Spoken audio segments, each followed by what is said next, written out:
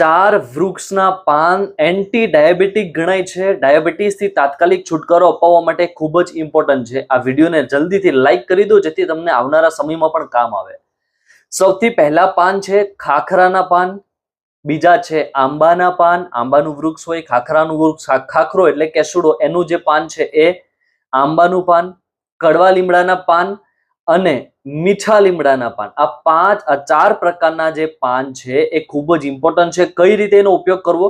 ખાખરાના પાન 50 થી 60 ખાખરાના પાન તમારે લેવાના છે. એને સૂકવી દઈ એનું ચૂર્ણ તૈયાર કરી એક બોક્સમાં કે ડબ્બામાં ભરી લેવાનું છે.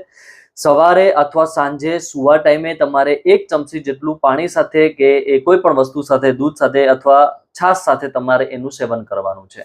આંબાના પાનનું પણ એ જ રીતના સેવન કરી શકો. જો ખાખરાના પાન ન હોય તો આંબાના પાનનું સેમ ટુ સેમ એ રીતના સેવન કરવું. એને સૂકવી એનો ચૂર્ણ બનાવી છાશ કે દૂધ